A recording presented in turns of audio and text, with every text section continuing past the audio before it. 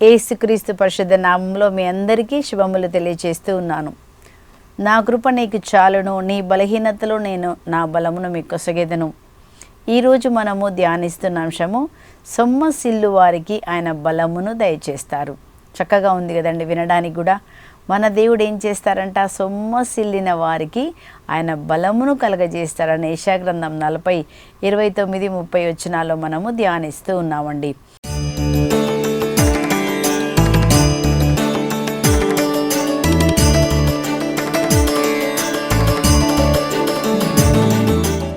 మన దేవుడు ఏం చేస్తారు? సొమ్మసిల్లిన వారికి. ఎవరెవరు సొమ్మసిల్లుతారు చెప్పండి? సమస్యలు వచ్చినప్పుడు మనం సొమ్మసిల్లిపోతాం కదా, కొన్ని సమస్యల ద్వారా. లేకపోతే అప్పు సమస్య, వడ్డీలు కట్టి అది తీరక సొమ్మసిల్లినటువంటి ఒక జీవితం ఉంటుంది. పిల్లల విషయంలో పెళ్ళిళ్ళు కాకపోతే ఒక సొమ్మసిల్లినట్టు అనిపిస్తుంది. వాళ్ళకి పెళ్ళైన తర్వాత పిల్లలు పుట్టకపోతే అదొక జీవితం అనిపిస్తుంది. అలాగే అనారోగ్యం, ఒక అనారోగ్యం తర్వాత మనకు అనారోగ్యం కలుగుతూ ఉంటుంది కదా. కానీ ప్రభు ఏమంటున్నారు? ఇలాంటి వారందరికీ శుభవార్త ఏంటంటే, మీ పరిస్థితి అట్లాగే ఉండదు. సొమ్మసిల్లిన వారిని దేవుడు బలపరుస్తాడు అని ఇక్కడ మనం చదువుతున్నామండి. యెషయా గ్రంథం 40:29. ఆయన దుర్బలులకు బలమును కలగజేస్తాడు. ఎవరైతే సొమ్మసిల్లి పడిపోయి అలసిపోయి ముందుకు వెళ్ళలేక వేదన బాధతో మూలుగుతున్న వారికంట దేవుడు వారి మూలుగును కూడా దేవుడు విని, నిర్గమకాండం 3:7 వచనంలో ఏమని ఉంటుందంటే, దేవుడు ఇజ్రాయేలులో పెట్టిన మూలుగు వినపడిందంట. దేవా, ఈ కష్టాలు భరించలేకపోతున్నాము, భయంకరమైన చాకిరి వాళ్ళు ఇజ్రాయేల్ ప్రజలు ఐగుప్తులో వాళ్ళు చేస్తున్నారండి. 24 గంటలు వాళ్ళని ఎంత పని చేసినా హింస పెడుతున్నారో తట్టుకోలేక వాళ్ళు పెట్టిన మూలుగు కూడా వినపడిందంట. అదే విధముగా ఎవరైతే సొలసిపోయి వాక్యాన్ని వింటున్నారో, అలసిపోయి వింటున్నారో, శక్తి లేకుండా వింటున్నారో, అనారోగ్యంతో వింటున్నావో, అప్పు సమస్య భరించలేక ఉన్నావో, పిల్లలు మారలేదేమో, వారు పరిశుద్ధ జీవితం ఇంకా రాలేదేమో, బంధకాల్లో ఉన్నారేమో, నీ కుటుంబమే బంధకాల్లో ఉందేమో, ఇలాంటి వారందరికీ దేవుడు చెప్తున్న మాట, ప్రభు ఏం చేస్తారంటండి? అలసిపోయిన వారికి దేవుడు శక్తిని ఒసగుతారంట. ఆయన అంటున్నారు, ఏం చేస్తారంటే కీర్తన 145:14 కూడా మనం చూస్తున్నామండి. కీర్తన 145:14 వచనం, ఆయన పడిపోయిన వారిని లేవనెత్తుతారంట. రెండోదిగా మనం చూసినాం, కృంగిపోయిన వారిని, సమస్యల వల్ల కృంగిపోయిన వారిని పైకి లేపుతారంట. దేవుని వాక్యము వింటుండగానే కృంగిపోయిన వారు పైకి లేపబడి అభిషేకం పొందుకుంటారండి. మీకు తెలుసా, దేవుని వాక్యం శక్తి గలది. మనల్ని కీళ్ళలోనికి మధ్యలోనికి చొచ్చుకొని పోయి మనకు శక్తిని బలమును కలగజేస్తుంది. మన దేవుడు ఎవరు అంటే, మనకి శక్తిని బలమును, సొమ్మసిల్లి వేదన వల్ల బాధ వల్ల కృంగిపోయిన వారికి దేవుడు ఏమిస్తారంటండి? బలముని ఇస్తారంట. అందుకే మత్తయి సువార్త 11:28లో యేసుప్రభు ఒక మాట చెప్పారు. ఏమన్నారు? అలసి సొలసి ఉన్నవారా, మీరు నా దగ్గరికి రండి. అలసిపోయి వేదనతో బాధతో సొమ్మసిల్లి పడిపోయావా, నా దగ్గరికి రండి, నేను మీకు విశ్రాంతిని కలగజేస్తాను. మన దేవుడు మనకు ఎక్కడ మనం సొమ్మసిల్లిపోయామో ఆ సమస్యలో నుంచి, వేదనలోంచి నిన్ను తొలగించి మనకి సమాధానం, నెమ్మది, ఆరోగ్యం, ఆశీర్వాదమైన కుమ్మరిస్తారంట. ఇప్పుడు కుమ్మరిస్తారు. దేవుడు ఏమన్నాడు? నా దగ్గరికి రండి, మీరు నా దగ్గరికి వచ్చినప్పుడు చేస్తారని ప్రభు చెప్తున్నారండి కదా. మనం దేవుడి దగ్గరికి వెళ్ళినప్పుడు ఏం చేస్తారంట? ఆయన అలసి సొలసి ఉన్నవారా, మీరు రండి, నేను మీకు బలమునిస్తాను, శక్తినిస్తాను. మన దేవుడు ఎవరు? బలహీనులకు శక్తిని ఒసగే దేవుడు అంట. మనల్ని వదిలిపెట్టే దేవుడు కాదు. కింద పడిపోయి లేవలేనప్పుడు, వేదన బాధ దుఃఖంలో ఉన్నప్పుడు దేవుడు మనకేం చేస్తారండి? ఆయన మనకు సహాయం చేస్తారని మనం చదువుతున్నామండి. మనం చూసినప్పుడు ఏలియా ప్రవక్తను మనం చూద్దాం. ఏలియా ప్రవక్త కూడా తన పరిచర్యలో అలసిపోయాడు, తన జీవితంలో వేదన పడ్డాడు. 1 రాజుల గ్రంథం 19వ అధ్యాయంలో అక్కడ మనం చూసినప్పుడు ఏలియా ప్రవక్త ఏం చేస్తున్నాడు? 18వ అధ్యాయంలో అక్కడ మనం చూస్తామండి. అక్కడ కార్మెల్ కొండ మీద ఏం చేస్తాడు? అక్కడ ఎవరు నిజమైన దేవుడని ఇజ్రాయెల్ ప్రజలకు నిరూపించి ప్రార్థన చేసినప్పుడు ఏం చేశారు? దేవుని అగ్ని దిగి వచ్చినప్పుడు ప్రతి ఒక్కరు యావే నిజమైన దేవుడని ఒప్పుకుంటారు. అప్పుడు ఏలియా ప్రవక్త అంటాడు, జెజబెల్ యొక్క అబద్ధ ప్రవక్తలందరినీ కూడా చంపేయండి అని. వాళ్ళందరూ కలిసి అబద్ధ ప్రవక్తలని వాళ్ళు చంపేస్తారు, లేకుండా చేస్తారు. అప్పుడు ఏం జరుగుతుంది 19వ అధ్యాయంలో ఈ యెజబెల్ రాణికి ఈ యొక్క విషయం తెలిసిందనమాట. అహాబు భార్య యెజబెల్ రాణి, ఆమెకేం తెలిసింది, తన ప్రవక్తలను ఏలియా ప్రవక్త చంపాడు అని తెలుసుకొని ఆమె ఏం చెప్తుందంటే 2వ వచనంలో మనం చదువుతున్నాం. 1వ రాజుల గ్రంథం 19:2లో ఆమె ప్రవక్త యొద్దకు దూతను పంపి, నీవు మా ప్రవక్తలను వధించినట్లే రేపి పాటికి నేను నిన్ను వధించనేని దేవతలు నా ప్రాణమును బలికొందురుగా కానీ వార్త పంపెను. చూసారా, రేపీపాటికి నేను చంపేస్తానని ఆ దేశం యొక్క రాణి చెప్పినప్పుడు ఏం చేస్తున్నాడు చూడండి. 3వ వచనంలో, ఏలియా రాణి మాటలకు భయపడి ప్రాణములను దక్కించుకొనగోరి సేవకుని తీసుకొని పారిపోయెను. అతడు యూదాలోని బెర్షబా పట్టణము చేరుకొని సేవకుడిని అక్కడనే వదిలేసి 4వ వచనంలో చదువుతున్నాం, తానొక్కడే అరణ్యమున ఒక రోజు ప్రయాణము సాగించెను. ఆ అడవిలో ఒక రేగు చెట్టు కింద కూర్చుండి ప్రాణములు విడవగోరెను. ఏమంటున్నాడో చూడండి, ప్రభు ఈ బాధలు ఇక చాలు, నా ప్రాణము తీసుకో. ఏమంటున్నాడు, ఇక చాలు ప్రభా. మనం కూడా ఒక రోగం తగ్గనప్పుడు అంటాం, ప్రభా ఈ రోగం నేను భరించలేను, ఇంకా తీసేసుకో ప్రభా. ఈ భర్తను నేను భరించలేను, నా ప్రాణాలు తీసుకో ప్రభా. ఈ సమస్య నేను భరించలేను, ఈ అవమానం నేను భరించలేను, ఈ దుఃఖం నేను భరించలేను, నా వల్ల కాటలేదు ప్రభా, ఇంకా నా ప్రాణాలను తీసుకో. అదే అంటున్నాడండి ఏలియా ప్రవక్త, ఇదే అంటున్నాడు. ఏలియా ఒక ప్రవక్త, బలమైన కార్యాలు చేసిన ప్రవక్త. 400 పరలోకం నుంచి ప్రార్థన చేయ అగ్ని దిగి వచ్చింది, కానీ ఇప్పుడు కృంగుదలలోకి వచ్చాడు. అంటే మన జీవితంలో కూడా కొన్నిసార్లు మన కృంగుదలలోకి వెళ్తామండి. కొన్ని సమస్యల వల్ల, వేదన వల్ల, జరిగిన కొన్ని సంఘటనల వల్ల మనము అప్పుడప్పుడు మన మనసు ఏం చేస్తుందంటే కృంగిపోతుందంట. తప్పకుండా మన మనసు కృంగిపోతుంది. ఇలాంటి సమయంలో దేవుడు ఏం చేస్తున్నారు, ఇక్కడ చూడండి దేవుడు ఏం చేస్తున్నారు. ఏలియా అంటున్నాడు, నా వల్ల కాదు ప్రభా, ఇంకా తీసేసుకో. దానికి చూస్తున్నాం మనం 5వ వచనంలో ఏమన్నాడంటే, అట్లా పడుకొని ఉన్నప్పుడు దేవుడు ఏం చేస్తున్నాడు, అప్పుడు ఒక దేవదూత అతనికి తట్టి లేపి ఏం పంపిస్తున్నారు, దేవుడు అతనికి రొట్టె నీళ్ళు ఈ 2 కూడా తాగి, నీవు ఏం చేయమంటున్నాడు, చాలా దూరం నువ్వు వెళ్ళాలి, ఈ రొట్టె ఈ నీళ్ళు తీసుకో. అంటే రొట్టె దేనికి గుర్తండి, దేవుని వాక్యానికి గుర్తు. అలాగే నీళ్లు దేనికి గుర్తు, పరిశుద్ధాత్మకి గుర్తు కదా. సో అప్పుడు దేవుడు ఏం చేస్తున్నాడు, ఒక అలసిపోయిన వ్యక్తి మళ్ళీ లేవాలంటే దేవుని వాక్యమును నువ్వు వినాలి, దేవుని సన్నిధిలోకి నువ్వు రావాలి. దేవుని వాక్యం వలన ఏం చేస్తుంది, బలపరుస్తుంది. దేవుని వాక్యం అంటది, భయపడకు, నీ పరిస్థితిని చూసి భయపడకు, ఇదిగో నీ పరిస్థితిలో నీ దేవుడు నీకు తోడుగా ఉండి ఆయన నిన్ను బలపరుస్తాడు, అలసిపోయిన వాడిని ఓదారుస్తాడు, పడిపోయిన వాడిని లేపుతాడు. మన దేవుడు మనల్ని వదిలిపెట్టే దేవుడు కాదు. ఆయన శక్తి నీ దగ్గరకు వస్తుంది, తన దేవదూతలను పంపించి నీకు సాయం చేస్తాడు, నీ రోగాన్ని ఆయన స్వస్థత చేస్తాడు, నీ అప్పు సమస్య దేవుని యొక్క ఐశ్వర్యం చేత అప్పులు తీర్చబడతాయి, నీ బంధకాలు తొలగిపోతాయి. వాక్యం ఏం చేస్తుందండి, దేవుడు ఏం పంపిస్తున్నాడు, ఆయనకు శక్తి రావడానికి రొట్టె కదా. అందుకే అంటాడు మత్తయి సువార్త 4:4 ఏమంటాడు, మానవుడు కేవలం రొట్టె వల్ల మాత్రమే కాదు, కానీ దేవుడి నుంచి వచ్చే ప్రతి వాక్యము నిన్ను బతికించును, ప్రతి వాక్యము నిన్ను ఏం చేస్తుందంటే కృంగుదలలో నుంచి బయటికి లేపుతుందంటండి. ఎక్కడ కృంగిపోయావు అక్కడ నుంచి ఏం చేస్తుందంట, నిన్ను పైకి లేపుతుందని మనం చూస్తున్నాం.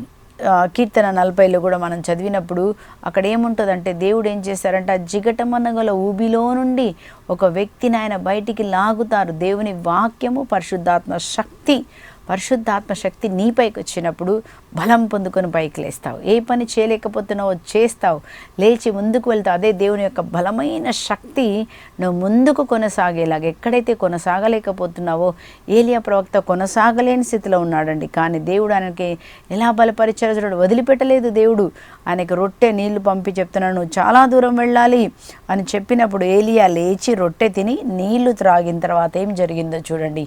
ఆ ఆహారము బలముతో 40 రోజులు నడిచి దేవుని కొండైన హోరేబు చేరుకొనెను. 40 రోజులు ఆ యొక్క దేవుని వాక్యం చేత, పరిశుద్ధాత్మ శక్తి చేత మళ్ళీ దేవుని కొండకు చేరుకున్నాడు. అదే విధముగా మనం కూడా పడిపోయిన స్థితిలో నుంచి మనల్ని లేపుతాడు. నువ్వు ఉన్న స్థితి నువ్వు ఉన్నది కాదు, నువ్వు అక్కడే ఉండవు. మన దేవుడు అన్నాడు, మేము పడిపోయినను తిరిగి మళ్ళీ లేస్తాము, చీకటిలో ఉన్నను దేవుడే మనకు వెలుగుగా మారుతారు. మీకా 7వ అధ్యాయంలో మనం చదువుతాం. మీకా 7వ అధ్యాయం 8వ వచనంలో నువ్వు తప్పకుండా లేస్తావు, నీ స్థితి మారుతుంది. మన దేవుడు ఎవరు అంటే మన పరిస్థితిని మార్చే దేవుడు. మన పరిస్థితిలోకి ఆయన దిగి వస్తాడు. ఆయన కార్యం చేస్తారని మనం చూస్తున్నామండి. అయితే మన పరిస్థితిలోనికి, కృంగిన స్థితిలోకి నువ్వు లేవాలంటే ఏం చేయాలి? మొదటిగా మనం నేర్చుకున్నాము, ఏం చేయాలి? అక్కడ మనం చదివాం కదా, దేవుని వాక్యాన్ని పంపించాలి. ఇక్కడ మనం చూద్దాం, యెషయా గ్రంథం 40లో కొన్ని మాటలు మనం చూస్తున్నామండి. ఏమని చదువుతున్నామంటే, ప్రభు కొరకు ఎదురు చూచువారు నూతన బలమును పొందెదరు. ఏం చేయాలంటే అండి, నీ సొమ్మసిలిన తనం వెళ్ళాలి అంటే, నీ అలసిపోయిన తనం నువ్వు మళ్ళీ పైకి లేచి, కృంగిపోయి సమస్యల వల్ల కృంగి పడిపోయి లేవలేకుండా నీవు మళ్ళీ నీకు బలం ఎక్కడి నుంచి వస్తుంది, శక్తి ఎక్కడి నుంచి వస్తుంది, విశ్వాసం ఎక్కడి నుంచి వస్తుంది, ఎవరు నిన్ను బలపరుస్తారు అంటే ఇక్కడ మనం చదువుతున్నామండి, కేవలం మనం దేవుని దగ్గర వేచి ఉన్నప్పుడే. ఎప్పుడు వస్తుంది నీకు బలము? దేవుని దగ్గర, దేవుని కొరకు ఎదురు చూచువారు నూతన బలమును పొందెదరు. నూతన శక్తి వస్తుందంట అండి, నీ శరీరంలోనే నూతన బలం వస్తుందంట. ప్రభు కొరకు ఎదురు చూచువారు నూతన బలం పొందుతారు. పక్షిరాజు వలెను మళ్ళీ పైకి రెక్కలు చాచి పైకి ఎగురుతావు. నీ రెక్కలు చాచబడాలంటే ఏం చేయాలంటే, దేవుని దగ్గర మనం వేచి ఉండి ప్రార్థన చేయాలి. అప్పుడు ఏం జరుగుతుంది? చిన్నపిల్లలు పడిపోతారు, లేప్రాయం వారు పడిపోతారు, కానీ నీవు అలయక సొలయక ముందుకు వెళ్తావు. దేవుని శక్తి నిన్ను బలపరుస్తుంది. దేవుని సన్నిధిలో మనం వేచి ఉండి ప్రార్థన చేసినప్పుడు దేవుని బలమైన శక్తి ఏలియా మీదకి ఏ విధంగానైతే రొట్టె ద్వారా, నీళ్ళ ద్వారా శక్తి పొందుకున్నాడో, నీవు కూడా ఆత్మలో శక్తిని పొందుకుంటావు, మనసులో శక్తిని పొందుకుంటావు. మనం ఎప్పుడైతే దేవుని దగ్గర వేచి ఉండి ప్రార్థన చేయాలి. వేచి ఉండి ఏం చేయాలండి? బైబిల్ చదవాలా, ప్రార్థన చేయాలా, బైబిల్ చదవాలా. లేకపోతే ఒక రిట్రీట్కి మీరు వెళ్ళండి, వడకానికి మీరు వెళ్ళండి. వడకంలో దేవుడు మళ్ళీ మిమ్మల్ని బలపరుస్తాడు, స్వస్థత చేస్తాడు. దేవుని సన్నిధిలోకి మనం రావాలి. దేవుని సన్నిధిలో పర్వతాలు మైనమళ్ళీ కరుగుతాయని కీర్తన 97:5లో కూడా మనం చదువుతున్నామండి. కాబట్టి దేవుడు, మన దేవుడు ఎవరు? ఏ పరిస్థితినైనా మార్చగల దేవుడు. మీరు ప్రభు కొరకు ఏం చేయమన్నాడు? ఆయన కొరకు ఆయన సన్నిధిలో వేచి ఉండాలి. కీర్తన 40:1-2లో కూడా దావీదు రాజు అలాగే చెప్తున్నారు. ఏమన్నాడు?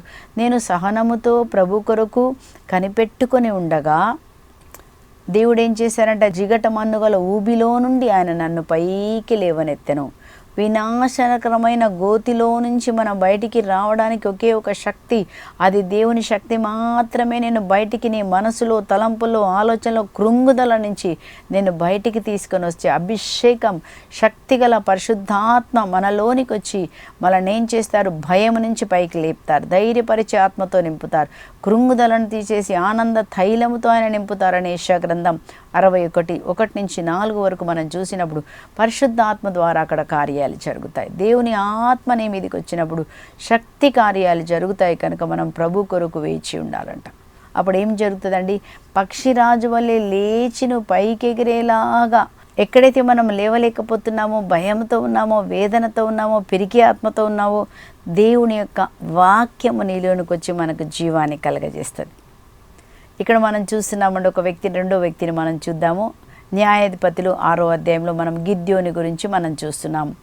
ఇక్కడ గిద్యోను, ఆ యొక్క ప్రజలు ఎట్లా ఉన్నారు, ఇజ్రాయెల్ ప్రజలు అక్కడంటే వాళ్ళు మిద్యానీయులు, ఆ శత్రువులు వాళ్ళని భయంకరంగా హింసిస్తూ వారు పంట చేలను కూడా వాళ్ళు వచ్చి కోసుకొని పోతున్నారు, వీళ్ళని భయంకరంగా హింస పెడుతున్నారు. కాబట్టి మిద్యానీయులకు భయపడి ఒక్కొక్కరు దాచుకున్నారనమాట, వేదనతో బ్రతుకుతున్నారు.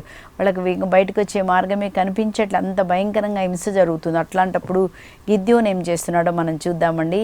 న్యాయాధిపతులు 6వ అధ్యాయంలో మనం చూసినప్పుడు ఆయన ఏం చేస్తున్నాడంట, గిద్యోను మిద్యానీల కంట పడకుండుటకై ద్రాక్ష పండ్లను త్రొక్కించు, ఘాటిలోని గోధుమలను తొక్కించుచుండగా 12వ వచనంలో చదువుతున్నాము. ప్రభుదూత అతనికి ప్రత్యక్షమై, శూరాగ్ని, యావే నీకు తోడున్నాడు అని చెప్తారు. అంటే భయముతో, పిరికితనంతో ఉన్నాడు. ఎంత పిరికివాడంటే ఆయన దాచుకొని, వాళ్ళు చూడకుండా దాచుకున్నాడంట. అమ్మో శత్రువులు వస్తారేమో, మీద పడతారేమో అని దాచుకున్న వ్యక్తి దగ్గరికి వచ్చి ఏమని పంపిస్తున్నారు? నువ్వు శూరాగ్ని, లెమ్ము, దేవుడు నీకు తోడైనారు అన్నప్పుడు గిద్యోను ఏమంటున్నాడు చూడండి, దేవుడు మాకు తోడైతే ఇన్ని కష్టాలు మాకు ఎందుకు వస్తాయండి అని చెప్పినప్పుడు ఆయన మాటను ఏ మాత్రం చూడలేదు దేవుడు. కానీ దేవుడు ఏమంటున్నాడో చూడండి 14వ వచనంలో, యావే అతని వైపు చూచి, నువ్వు బలవంతుడవై మిద్యానీయుల మీదకి పొమ్ము, నువ్వు బలం తెచ్చుకో. ఏమన్నాడు? ఈరోజు బలం లేకుండా కృంగిపోయి బాధపడి ఉన్నావా? దేవుడు చెప్తున్నాడు, బలవంతుడవై లెమ్ము, నువ్వు లేచి బలవం తెచ్చుకొని మిద్యానులకి వాళ్ళ మీదికి పొమ్ము, ఇజ్రాయేలీయులను శత్రువుల బారి నుంచి రక్షించము, నేనే నిన్ను పంపుచున్నాను. దేవుడు అన్నాడు, నువ్వు లేచి నీ శత్రువుల దగ్గరికి వెళ్ళు, వారితో నువ్వు పోరాడు, నేను నీకు తోడుగా ఉంటాను. ఈరోజు ప్రభు మనతో అదే చెప్తున్నారు. ఎవరెవరైతే భయపడి ఉన్నారో చెప్తున్నారు, నీవు బలవంతుడవై లెమ్ము, నువ్వు ఏ ఉద్యోగానికి వెళ్ళాలో లేచి వెళ్ళు, ప్రభు నీకు శక్తినిస్తారు, ఆరోగ్యం ఇస్తారు. నువ్వు ఏ పని చేయాలో వెళ్ళి ఆ పని చెయ్యి, ఆ పనిలో దేవుడు మనకి జయమునిస్తారు. నువ్వు వెళ్ళు, ఇక్కడ ఏమన్నా, నువ్వు వెళ్ళు, నేను నీకు తోడుగా ఉంటాను, నేను నీకు సాయం చేస్తాను. ఆయన అంటున్నాడు, లేదు ప్రభా, మా ఇంటిలో నాకు ఊరే లేదు, పేరే లేదు, పనికిరాని వాణి ప్రభా, అయినప్పటికీ నీ దేవుడు ఏం చెప్తున్నారంటే, ఓయి ఒక్కడి జ్ఞాపకం చేసుకో, నిజమే నీకు శక్తి లేదు, బలం లేదు, పిరికివాడివి, కానీ నేను నీకు తోడైనాను. చూసారండి, దేవుడు ఏం చెప్తున్నారు? నేను నీకు తోడైనాను, నువ్వు మిద్యానులకు వెళ్ళు, వాళ్ళని ఎట్లా చిత్తగా తొక్కేస్తావు, నేను నీకు తోడుగా ఉన్నాను. ఇది మనకు జ్ఞాపకం చేసుకోవాలి. మన శక్తి కాదు, మన బలము కాదండి, దేవుడంట మనకు తోడుగా ఉండి ఆయన కార్యం చేస్తాడు. దేవుడు మనకు తోడుగా ఉంటాడు. యెషయా గ్రంథం 41:10 కూడా మనం అదే చదువుతాం, భయపడకు, వెరవకము, నేను నీకు తోడైందును, నీకు నేను బలమును సొగుతాను. దేవుడే బలమును సొగుతారంట. బలహీనులకి బలము, పడిపోయిన వారికి బలము, ఓడిపోయిన వారికి బలము దేవుని శక్తి ద్వారా, ఆత్మ ద్వారా, వాక్యం ద్వారా నీకు బలము కలుగుతుంది. కనుక దేవుని సన్నిధిలోకి రావాలి, దేవుని వాక్యాన్ని మనం వినాలి, నోటితో దాన్ని పలకాలి. విశ్వాసంతో ఉన్నప్పుడు ఎండిన ఎముకలకు జీవం వచ్చినట్లుగా ఎండిపోయిన మన జీవితంలో దేవుడు తన జీవాన్ని పంపిస్తాడు. ఇంకెవ్వరేం చేయలేరు. ఏ ట్యాబ్లెట్లో నీకు స్వస్థత చేసిన నీరసం పోదు నీలో, కానీ దేవుని శక్తి ఏం చేస్తుందంటే పూర్తిగా నేను పడిపోయిన వాడిని పైకి లేపుతారు. పక్షిరాజు వలెను పైకి ఎగరాలి. పైకి మనం ఎగరాలంటే ఏం చేయాలి? అలసిపోయిన సమయంలో దేవుని దగ్గరికి రావాలి. దేవుడి దగ్గరికి వచ్చినప్పుడు దేవుడు ఏమన్నారు? నా శక్తితో నువ్వు నిలబడతావు, నీ బలహీనతలో నా బలమునిస్తాను, నేను నీకు తోడుగా ఉంటాను. ఇంకేమన్నారు? నువ్వు భయపడకమని చెప్పుచు నీ చేతి నేను పట్టుకున్నాను. మనం ఇంకా భయపడతావని చేతిని పట్టుకున్నారంట. చేతిని పట్టుకుని నువ్వు ఏమేమి పనులు చేయాలో నీ ద్వారా పనులు జరిగేంత వరకు నేను నిన్ను వదిలిపెట్టను. ఆదికాండం 28:15. ఈరోజు వాక్యం వింటున్న మనందరిలోకి నూతన జీవం వచ్చునుగాక. పక్షిరాజు వలె మనం కూడా రెక్కలు చాచి పైకి వెళ్ళదుము గాక. పక్షిరాజు ఏం చేస్తుందంట తెలుసా అండి? అది ఎప్పుడైతే ఎగరలేనప్పుడు దాని రెక్కలు బాగా బరువెక్కుతాయి. బరువెక్కినప్పుడు రెక్కలు చాచి ఎగరలేరు కదా. సో అప్పుడు ఏం చేస్తుందంట, ఈ యొక్క పక్షిరాజు వెళ్ళి ఒక కొండ మీద ఉంటుంది, ఎగరదు. ఏం చేస్తుంది? ఒక కొండ మీద వేచి ఉంటుందంట. కొండ మీదకి వెళ్ళి వేచి ఉండి ఏం చేస్తుంది? తన బరువెక్కిన పాత రెక్కలు ఒక్కొక్కటి తన ముక్కు చేతనే ఒక్కొక్కటి లాగేస్తుందంట.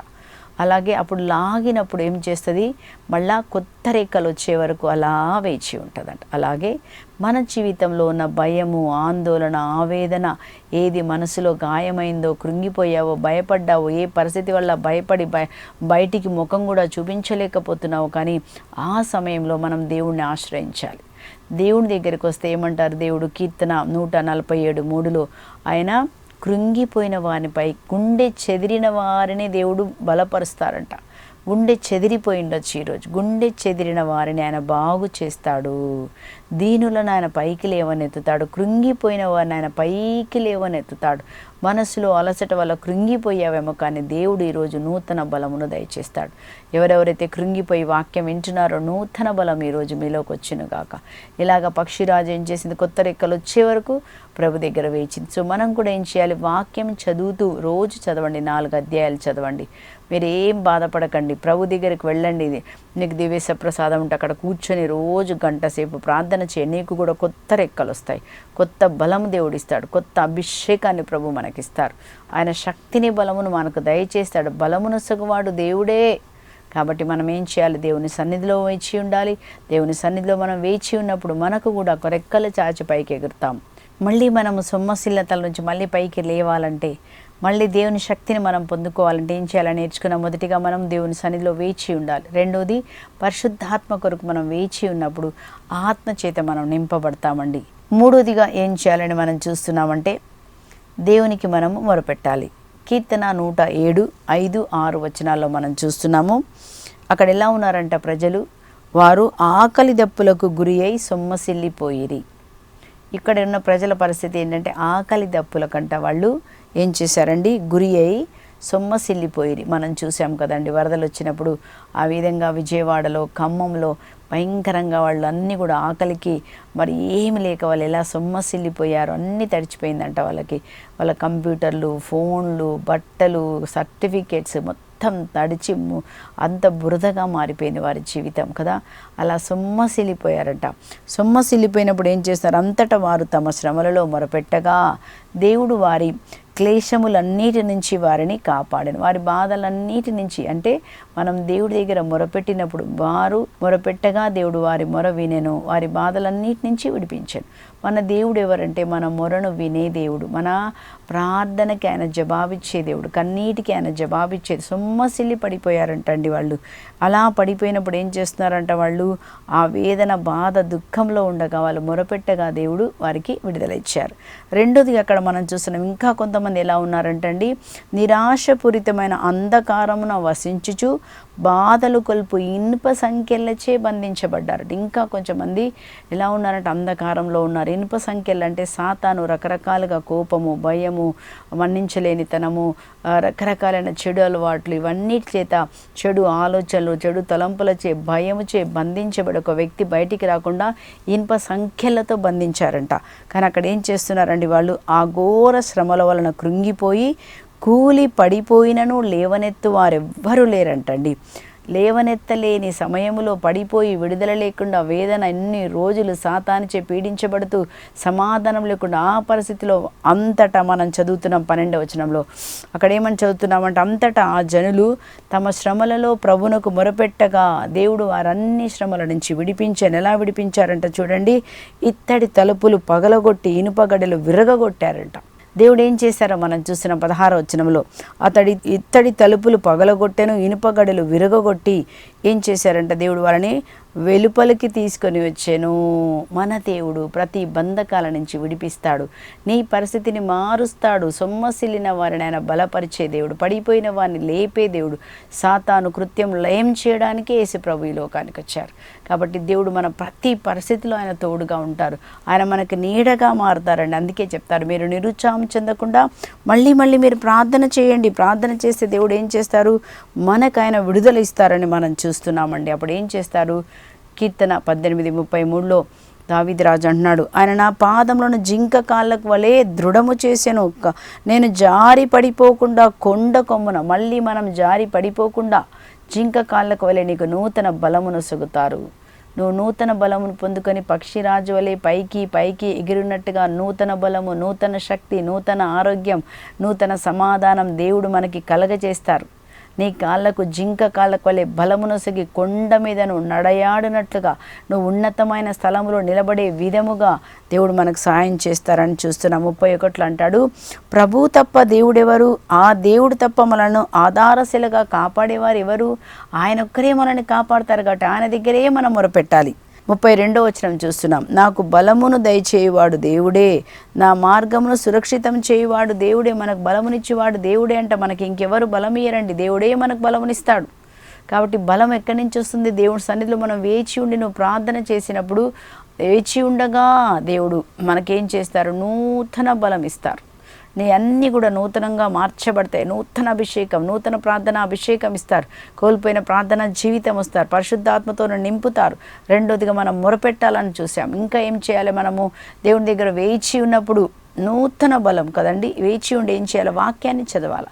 కీర్తన 119:50లో ఉంది, నీ వాక్యము నాకు బాధల్లో నెమ్మది కలగజేసి. వాక్యం వింటుండగానే ఎండిన ఎముకల్లోకి జీవం వెళ్ళినట్టుగా వెళ్తుంది కదా. అందుకోసమని పౌలు గారు అన్నారు 2 కొరింథీ 4:8-10 వరకు మనం చూసినప్పుడు, మేము కష్టపడ్డాము, వేదన పడ్డాం. చూడండి, ఈ శ్రమలన్నీ వచ్చినాయని చెప్తున్నారు పౌలు గారు. 2 కొరింథీ 4:8 నుంచి చదువుతున్నాం. మేము అప్పుడప్పుడు కష్టములు ఎదుర్కొనిచున్నాము. చూసారా, కష్టాలు అందరికీ వస్తాయండి, కానీ అణిచివేయబడలేదు. కష్టాలు వచ్చాయి, కానీ దేవుడు కాపాడారు. మాకు సందేహములు కలిగినను, దేవా ఏంటి మా జీవితం ఇంత భయంకరంగా ఉందని సందేహము, దుఃఖము, రోగం అని వచ్చి ఉండొచ్చు. మూడోదిగా మేము హింసించబడినప్పుడును దేవునిచే హింసించబడ్డాము, కానీ దేవుడు మమ్మల్ని వదిలిపెట్టలేదు. నువ్వు హింసలో ఉన్నావు, కానీ దేవుడు నిన్ను వదిలిపెట్టడు. ఏం చూస్తున్నామని, ఇంకా పడద్రోయబడినను తీవ్రమగు గాయములు తగిలినను, నీకు కూడా గాయములు తగిలాయి, నీ హృదయంలో గాయము, మనసులో గాయము, వేదన ఉంది, అయినా దేవుడు ఏం చేస్తారంట, నేను నశింపచేయడంట, మనకు విడుదల కలుగజేస్తాడు. కాబట్టి ఈరోజు మనం చదువుతున్నాము యేసు యొక్క జీవం మనలో ఉంటుందని అక్కడ మనం చదువుతున్నామండి. కాబట్టి దేవుని జీవం మనలో ఉంటుంది, మనల్ని కాపాడుతారు. అలసిపోయిన వారిని ఆయన, సోలసిపోయిన వారిని ఆయన కాపాడే దేవుడు. ఈరోజు దేవుని యొక్క శక్తి, మీరు వాక్యం వింటుండగానే ఎవరెవరైతే సొమ్మసిల్లిపోయారో దేవుని శక్తి మిమ్మల్ని లేపునుగాక. ఆయన పొందిన దెబ్బలచే మనకు స్వస్థత కలుగునుగాక. పడకమించి నువ్వు లేచి నీ పనులను నువ్వు చేసుకొని దేవుని మహిమపరచడానికి దేవుడే మనకి స్వస్థత కలగ. ఏ శ్రమలో కృంగిపోయినావు ఆ శ్రమలలో నుంచి దేవుడు మనందరికీ ఈరోజు మనం మొరపెట్టగా దేవుడు మన మొర విని మీ అందరికీ విడుదల కలగ చేయనుగాక. విశ్వసిద్దాం, ప్రార్థన చేద్దాం. పరిశుద్ధుడైన తండ్రి, ప్రేమ స్వరూపుడైన దేవ, సొమ్మసిల్లు వారికి బలమునిచ్చువాడు నీవే, పడిపోయిన వారిని, కృంగిపోయిన వారిని ఓదార్చువాడైన దేవా, ఈరోజు సమస్యల చేత, వేదన చేత, బాధ చేత, దుఃఖం చేత ఎంతమంది సొమ్మసిల్లి ఉన్నారో తండ్రి, మొరపెట్టక తండ్రి వారి శ్రమలన్నింటిలోంచి దేవుడు వారిని విడిపించెను, వారికి స్వస్థత కలుగజేశాను, సంఖ్యలను ఇంతటి తలుపులు పగలగొట్టాను దేవా. అదే విధముగా ఏ బంధకాలు ఉన్నాయి ప్రభు, ఈరోజు నీ నామంలో నా శక్తి ద్వారా, వాక్యం ద్వారా విడుదల కలుగునుగాక. ప్రతి బిడ్డ లేచి మళ్ళీ ప్రకాశించునుగాక. పక్షి రాజు వలె రెక్కలు చాచి ముందుకు వెళ్ళే విధముగా, నూతన బలం పొందుకునే విధముగా మీరు సహాయం చేయమని, ప్రతి బిడ్డను బలపరచమని యేసు క్రీస్తు అతి పరిశుద్ధ నామం పేరిట అన్నీ అడిగి పొందుకొని ఉన్నాం పరలోకపు తండ్రి. Amen, amen. దేవుడు మీ అందరినీ దీవించునుగాక. దేవుని సన్నిధిలో వేచి ఉన్నప్పుడు మనకి దేవుడు నూతన బలమును కలుగజేస్తారు. వేచి ఉండి ప్రార్థన చేయండి. Praise the lord.